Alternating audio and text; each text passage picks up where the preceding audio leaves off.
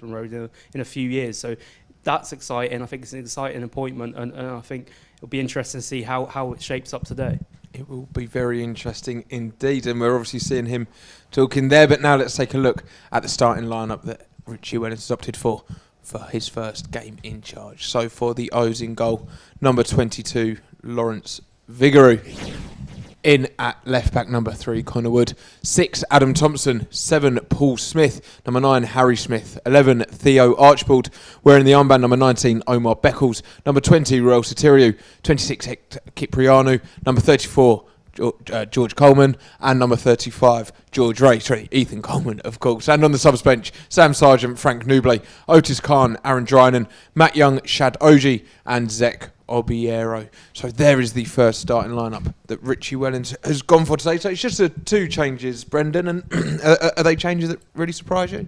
Yeah, it looks like, we don't know what's happened to Darren Prattley, but it looks like with him being out the squad, he's been ruled out. So sensible bringing in Hector. He's a player that I think will flourish under Wellens. I think Wellens played as a central midfielder in his career, so I think that's someone that I can really expect to push on, along with Ethan Coleman, and further their development. And then the obvious one again, Paul Smith. If he's fit, you're going to get him out on that field, because like we said so many times this season, he can be the difference. So to bring him in for Matt Young, who's been tidy and done a job in there, is probably an obvious change because of the added quality and just the unpredictability that Paul Smith can bring to you. And picking up on Hector, we watched him warm down or finish off his warm-up after that last home game here, and I remember you mentioning cool down. A cool down. You mentioned that he was starting to look a little bit bulkier. He seemed to be growing a bit more. He's been in the side for a long time now. So under a new manager, do you expect maybe a little bit more from Hector now? Yeah, Hector, we know when we got into the side last year, he showed real promise. He liked to. We played a different style last year, of course, and we kept the ball a lot. We passed the ball a lot. Under the previous manager, he was in and out the side. He got games. He was injured, or he went away on international duty. Came back, couldn't get in the side, and his confidence levels looks not as great as well as everyone else in the side. But for a young player, also trying to find your feet. I know he's played probably 40, 50, 60 games now, or had appearances, but he's still a youngster, and he's in a struggling team, and that's no good. It's like Matt Young being out of the team today. You want your youngsters to come into sort of winning sides when there's big confidence there, so they fit in and it's easier for them. It has been tough for Hector, but like you say, looking at him last week, he looks like he's chunked out a bit. I don't know if he had a few layers on because it was cold or not last Saturday, but it looks like he's been in the gym. He's been working on his person, so to speak, and he looks chunkier, and you need to be physical in this league. We know that. I know it's not all about physicality, it's about ball players as well, but if he gets a bit bigger, a bit stronger, as well as his ability on the ball, I think he'll be a real sort of asset to the team. He very well could be, and we're going to see some footage and some clips from training, Brendan, but Richie's only really had Thursday, Friday on the training pitch. It's probably a tough ask to get across any real ideas. But what did you make of what we've seen coming off that training pitch? And obviously the team talk he gave. There's reason for optimism. Yeah, it's something that I think has been positive. I think it's only been limited from what we've seen, the press conference, the interview with the club, and then obviously the inside training video. But it's all been fairly positive stuff. It's all been very focused on communication and bringing the positivity back, which I think we'd lost a little bit in recent weeks. And I think it's just we look like a side so low on confidence recently that I think they're good players. We've seen before this season. This is a squad that's more than capable of doing well in this division. It's just about bringing that spark back, getting the confidence back, and hopefully the results will come with that. Hopefully so, and that boost of confidence could hopefully do us a world of good. We managed to score a couple of goals in our last 2 games.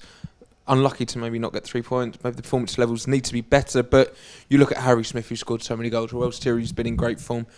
We know what Theo Archibald can do from the first half of the season. Do you think maybe this new man might give a lift, especially to those attacking players, and get a few more men on the score sheet? 100%, because you saw from his interview and the clips at training, the one thing that came across well was when he asked them to go and write something on the board, like what they're going to bring to training or to a game every time. He's just making them accountable. because then he can, hang on a minute, you said you'd do this every day you come in, or you'd do this in a game. Make them accountable. If they're not doing that, then he can have a chat with them. He can make changes. He's justified in doing that. So that was quite clever of him. I like that.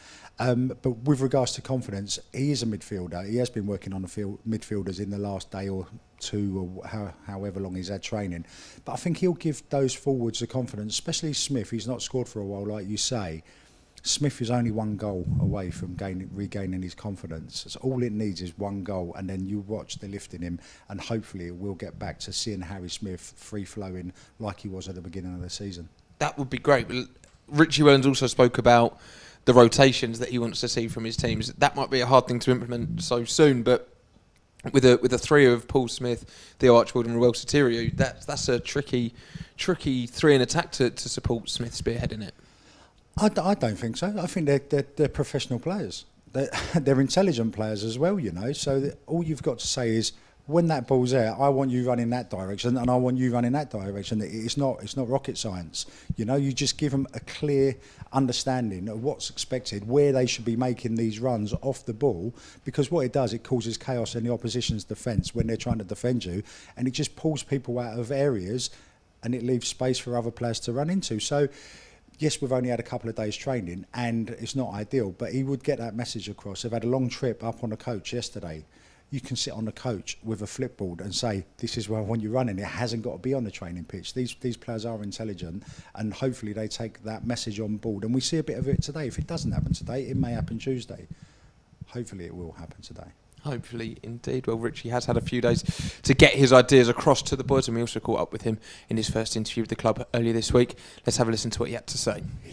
Richie, a big welcome to the club. It's a big challenge here at Leyton Orient, but one I imagine you're excited to get to grips with.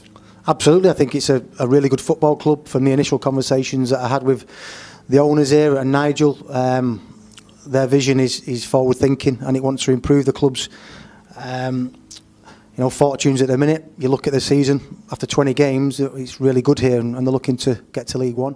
Something's obviously gone wrong in the last 15 games, but we'll get to the bottom of it, and we try and move forward with some positive football. In terms of Leyton Orient as a club, what in particular attracted you? I think I've always enjoyed bringing my teams here. I think London's a fantastic location in terms of catchment area for players. It's fantastic. And I just think it's a club that it's underachieving at the moment, so it has potential to improve. And I think that, along with the people above me, the conversations with them were really positive. I think that's the biggest thing that attracted me to the club. People above me, and then obviously the ambition is club and where it can get to. I was doing a bit of reading, and one of your quotes was that football is 60% ability and 40% confidence. Well, at the moment, on the current run, confidence is pretty low. So how do you go about changing that? Yeah, well, if you're the best player in the world, you look at someone like Cristiano Ronaldo at the moment, he's obviously lacking confidence, so it doesn't matter how good your ability is. First and foremost, your mind needs to be working right. So we'll be working with the players in terms of improving that confidence, but then giving them a belief to go and play. They're all good footballers. They've all had numerous years in the game, so we're not going to give too much information too early and overload them. It's all about, and Matt Harrold will play a big part, to be honest, in the next couple of weeks.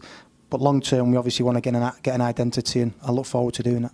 We know your style of play is something you pride yourself on. Can you summarise exactly what you want to see from your teams? Well, in possession, I want to ask the opposition as many questions as possible. Do they come with us? Do they track runners? Do they not? And out of possession, I want the opposition to ask us as least questions as possible. I like 4-3-3, 4-2-3-1, depending on what personnel we've got. I like a lot of rotations. I want my players to enjoy the football and feel and have a freedom in the final third to go and express themselves. I don't think I've got a set style of play. The only job that I've really had a lot of time to get my identity across was at Swindon. I only had 3 transfer windows at that club, and then that helped me a lot. A couple of my recent jobs, obviously, I've not had that time to get my identity across, and it's been more survival football, if you like. A charismatic and very energetic interview, which is always great to hear. And what have you made of what he's had to say since coming into the club, Brendan? Because he has, even in the press conference, he's managed to bring that spark that we've maybe been missing in recent weeks and months. Yeah, it's definitely clear that he's got, like you said, a bit of charisma, but also confidence in his own ability, which was nice to hear. I think it's what you kind of expect at this level. But it sounds like he's not short on confidence. He's got ideas that he wants to get across, although those might take time. I don't think it's going to be a case of we're going to be playing all the intricate passes and making all the moves that he's been wanting us to do straight away of coming over these next couple of games, but the further it goes on, the more he'll be able to implement, and I think that's the most exciting thing in terms of his tactical style and seeing if he can get that across, because it's proven before it can work at this level. Well, if you've got any ideas or thoughts on what Richie had to say in his first press conference or his interview, then do tweet him in using the hashtag #OrientLive. And if you're watching along live on our YouTube channel, of course, don't forget, if you're a UK fan, you can pick up an audio pass over at the Match Centre on the Orient website to listen along to Dave Victor and Matt Hiscock. And if you're an international fan, you can pick up your match streaming pass to watch the game on the website that is on screen now. And kind of the same question that was put to Brendan, and the thoughts on what Richie's had to say to you, Glenn. Have you been impressed with kind of that energy and that thing? And do you think that's what we've maybe needed and maybe lacked for the kind of this year? Yeah, he's a new manager. He's just come into a new job. He's got to be like that, hasn't he? He can't come in and just be sort of very dull and, I've got this idea. He wouldn't have got a job otherwise. We know he's successful. We saw what he did at Swindon. Okay, his 2 jobs after that didn't go to plan, but there was reasons behind that. What I like about him is he's very clear in his message from whether it's talking to the media or what we saw in the clips in training with the players. He's very clear on his message. There's no room for saying, I didn't quite understand that, or players hiding behind excuses. I think he's so clear with the players. They know their job. If they're not doing their job, he'll make changes. He's very sort of, what's the word I'm looking for? I can't think of it without saying a wrong word, but he's very clear and concise with what he wants to say to these players, and they will have to do it, otherwise they'll be out the side. And he's spoken a lot about being pragmatic and maybe not being able to do what he will want to do in the long term, but what do you expect in the first few games then in terms of style and play, and what does he need to do to maybe can't call it a rot anymore because we haven't been beaten in a couple of games, but what does he have to do now to maybe try and to get us to win 3 points? Well, the biggest thing for us in this run is conceding goals, I think. Yes, it was scoring goals, but we've got 4 in the last 2.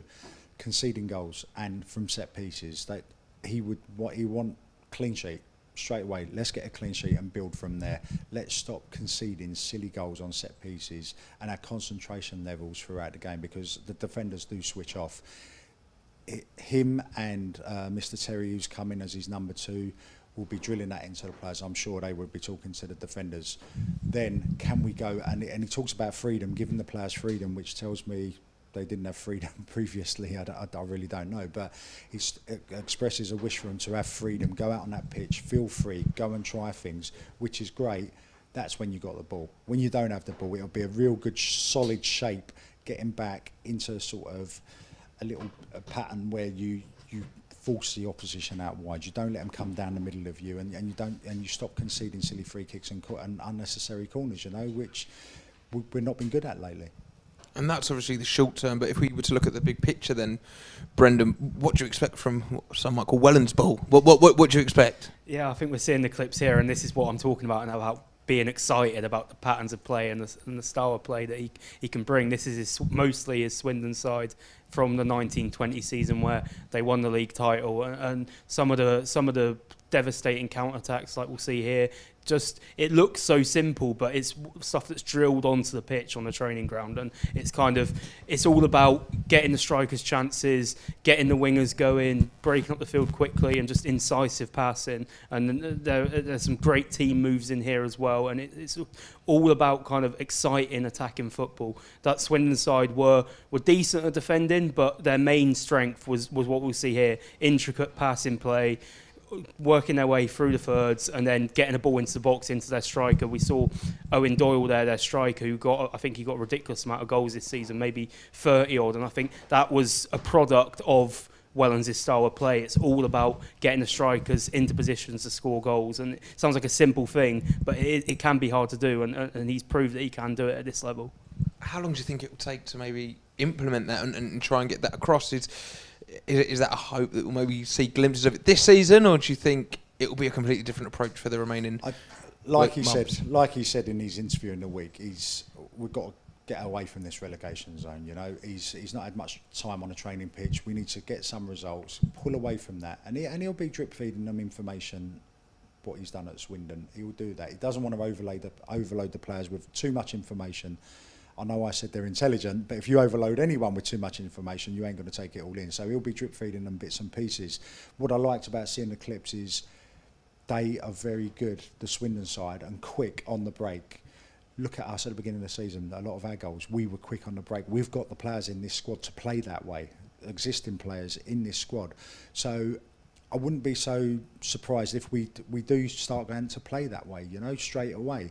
We've done it this season. It's not a dramatic change or he has to implement so much. It's just, like you said, having that freedom, get the ball, rather than holding on to it too much, turning back, passing inside, do it.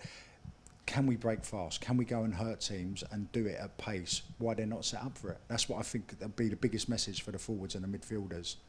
And looking towards the defence again today, then Brendan, it's Adam Thompson at right back and Connor Wood at left back.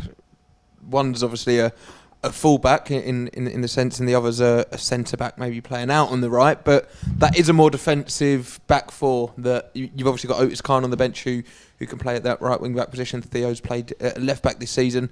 But that tells you something about how maybe, as Glenn alluded to earlier, Richie's going to want to not leak any goals and be super defensive. Yeah, I think that's a smart strategy to have. People talk about Adam Thompson not perhaps being a natural right back. He played a lot of games at right back for a Rotherham side that won League One but only a few seasons ago. So he can play that role, and he's played it very successfully at a higher level. So I don't think it's a massive problem. And I think it is like all about that stability. I think at times our defence has been a little bit young on the pitch. I think maybe a little bit inexperienced. I think you can't have those questions against this back four today. They've all got a number of league games under their belts. They'll be drilled and ready and just looking, like Glenn says, just to keep a clean sheet out there, because it sounds simple, but you keep clean sheets and it's always going to improve your chances of winning, isn't it? Well, clean sheets, no defeats, and hopefully that's the case for the Orient defence this afternoon. And we caught up with our right back, Adam Thompson, got his thoughts ahead of today's game. So mate, good to have you in here. We'll just start with your first day for the new head coach, Richie Wellens. What have you made of today's training session? Yeah, it was really good, really positive. Obviously the gaffer comes in with a new philosophy and way of playing, so yeah, breath of fresh air really. And we're obviously trying to get to grips with the new style, and I think it's going to take time, but he's definitely come in with a positive attitude, yeah. I'm looking back at the last couple of games. I know this morning you praised the character to get those kind of late equalisers, and I think a good building block for the team perhaps. Yeah, it shows that the mentality is still strong and we're not just rolling over, even though we're on a poor run, we know that, and we're fully aware that the performances have been really poor, but you've got to take the positives. You can't just be negative all the time, and the positives from it is we've played poor, really poor both games and we've got a point, we haven't lost either game, so I think the gaffers tried to emphasise that and just said, look, you've got to take positives from that. Obviously the performances need to be better, we know that, the gaffer knows that, and that's what we'll be working on, but I think it's a building block to start from, yeah, definitely. Looking ahead to this weekend, it's a long trip up to Hartlepool, a team that have been picking up a few good results recently, but for us it's all about ourselves, isn't it? Definitely all about ourselves, yeah. I think they've been on a good run of form, and at this point result, I think the other night could have gone to Wembley, so they'll be hurting and they'll want to react from that. But I think for us, I think we've got to have the mentality that we're hurting more, and we need this result more. So we'll definitely be working very, very hard to get that win that we desperately need, and the gaffers come in and emphasise that, and yeah, we'll be doing everything we can to try and get the 3 points. It has been a bit of a poor run. It's seen us kind of slide into that relegation battle. So how important would that first win be to kind of get that belief going again? Yeah, it's very important for positive. You see in this league, I mean, the amount of teams that have been on good runs, and you know, they was not far off the relegation zone about 15 games ago, and then they go on a run and they're up in the playoffs. So there's not much in it for the whole league. I'm not saying that we're going to make a run for playoffs, but I'm saying, you know, if we pick up one result, that hopefully that will give us the confidence then to go on a little run ourselves and play with a bit more freedom. Yeah. Hopefully another top performance from Tomo this afternoon, and I want to pick up on something he mentioned there about Hartlepool and the disappointing night they had midweek, losing out on penalties, missing out on that trip to Wembley. That would have given them a massive boost, and that would have kind of given the place a big lift. Do you think that will maybe have their confidence down low a bit, or do you think they might also be looking to bounce back? It's a tough one. Yeah, it could go either way, really, couldn't it? There's that excitement that they've got to Wembley, and they sort of burn a bit more energy through that, or they'll be disappointed and want to bounce back today and react. And the manager will want to lift from them. He'll want them to sort of give them a bit of a lift and to lift the supporters after the disappointment in the week.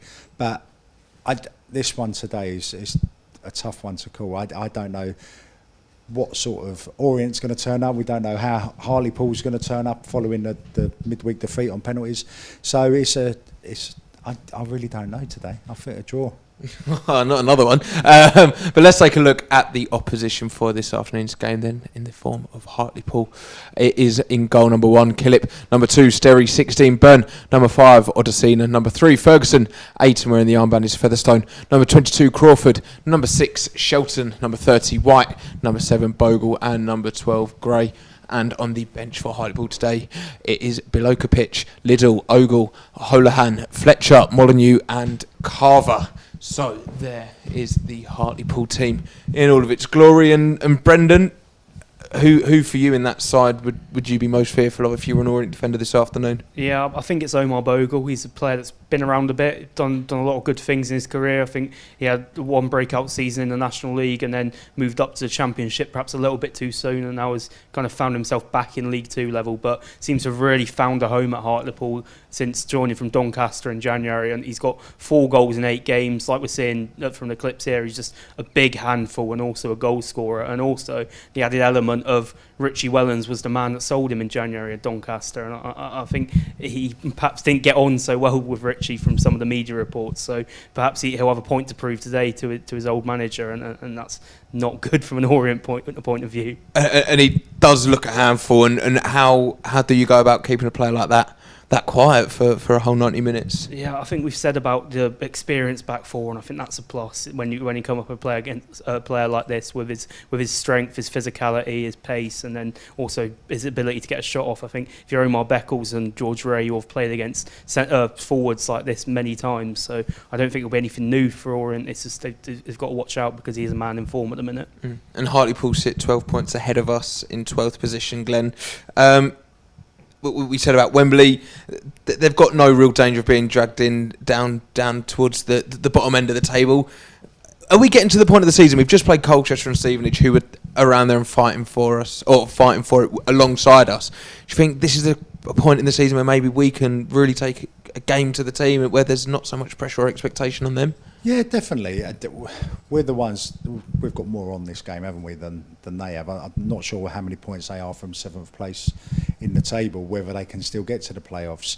That would be another matter. Like, if they can still catch up and get into the playoffs, then it would be probably a bit tougher. If they can't, we're the team who need the points the most at the moment. So you would think that we would go out and put on a much better performance. We'd be more passionate. The players on the pitch will sort of give it a bit more fight because there's a lot more on the line for us. So that would be interesting to see how they respond from Tuesday night or Wednesday night, whenever they played.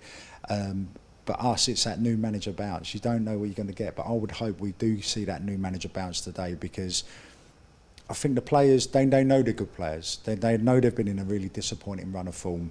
And hopefully Richie Wellens coming in is just sort of give them a bit more confidence. Matt Howard did well in them 3 games in between. We got 2 late points in 2 games. We don't know how sort of great those 2 points will be towards the end of the season, when you have a count up. So the determination and the spirit of the squad to get them 2 late equalisers in the last week has been fantastic. But I'm really, really hopeful of us starting really fast today, being really positive. And the one thing that has been missing from our play over the last couple of months is aggression. We need to be so aggressive in the tackle, just shoulder to shoulder, body to body. We've been too easy to play against, and we've been a bit weak.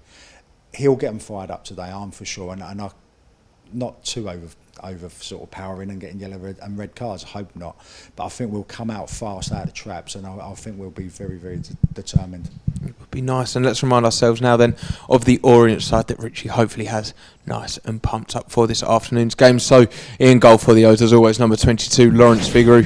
In at left back, number 3 Connor Wood. The other side, and right back, number 6 Adam Thompson. Returning to the side, number 7 Paul Smith. Number 9 Harry Smith. Number 11 Theo Archibald. Wearing the armband, number 19 Omar Beckles. 20 Real Soteriou. 26 Hector Cipriano. 34 Ethan Coleman. And 35 George Ray. Hand on the bench for the O's, Sam Sargent, Frank Nublet, Otis Khan, Aaron Drynan, Matt Young, Shadoji and Zek Obiero. And there's quite a young bench there, Brendan, as we're going to look if we maybe do need to make any changes, and also some exciting players that we haven't seen too much of.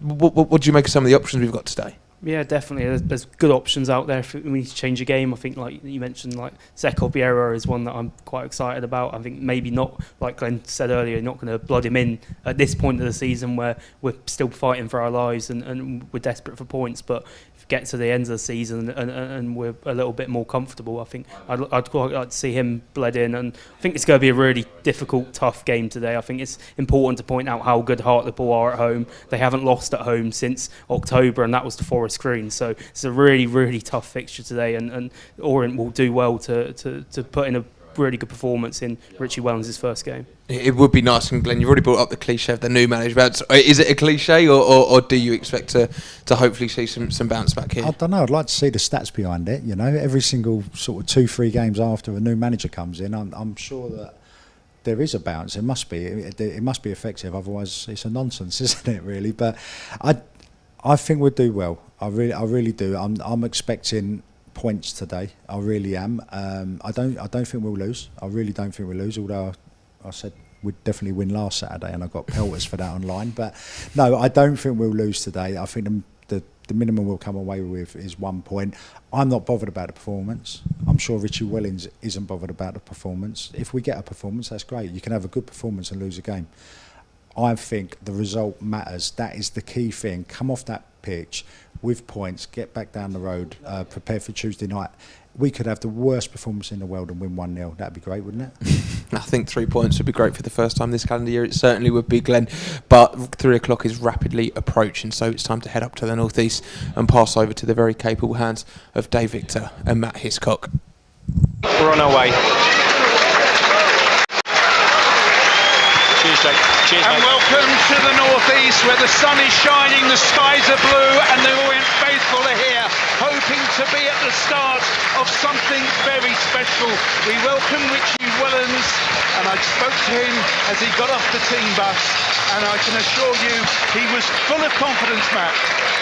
Well, I hope so, and let's hope he's injected some of that confidence in the dressing room, because make no mistake, this is a massive game, big games to come, and Orient are in a relegation battle. They've got to get away from that area. 22nd will do in the eyes of most fans right now. Let's hope Richie Wellens can change the fortunes of Leyton Orient. It is a very positive side. We have got